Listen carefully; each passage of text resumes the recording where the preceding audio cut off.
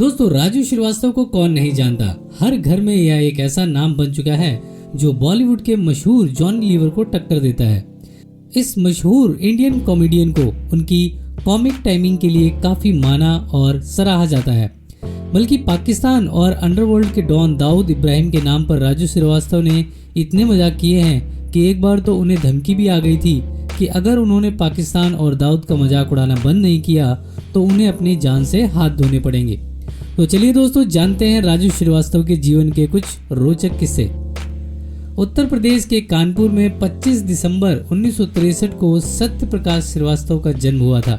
जी हाँ, यही सत्य प्रकाश श्रीवास्तव आगे चलकर राजू श्रीवास्तव के नाम से मशहूर हुए।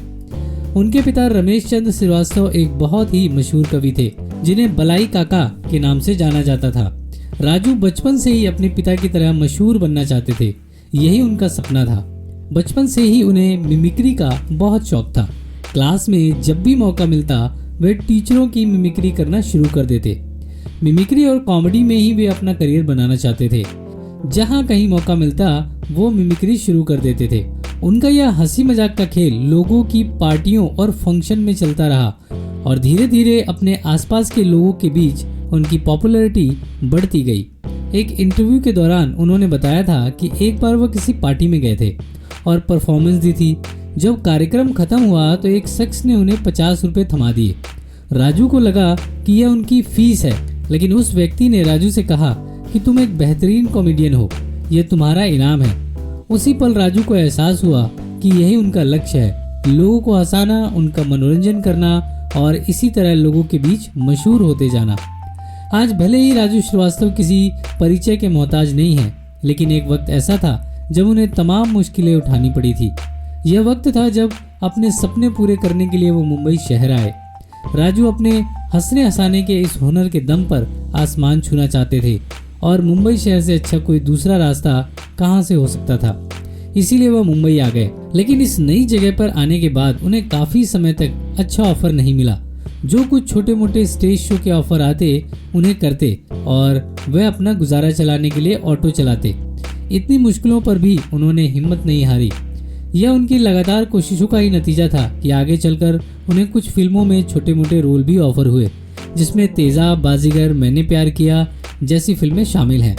लेकिन इन फिल्मों के जरिए राजू को कोई बड़ी पहचान नहीं मिल पाई। लेकिन कहते हैं ना कि कोशिश करने वाले की कभी हार नहीं होती। राजू जब मुंबई में छोटे छोटे स्टेज शो करके और ऑटो चलाकर अपनी जिंदगी गुजार रहे थे, तब उस समय उन्हें एक शो का ऑफर आया जिसने उनकी पूरी जिंदगी बदल कर रख दी। यह शो था the great Indian laughter challenge. Raju Srivastava इस शो में शामिल हुए और शो में उनकी कॉमेडी को बहुत पसंद किया गया। राजू श्रीवास्तव भले ही शो के सेकंड रनर अप रहे थे, लेकिन उनके गजोदर के किरदार से वे घर घर तक पहुंच गए थे। उन्होंने जो सपना देखा था आखिर वो पूरा हुआ।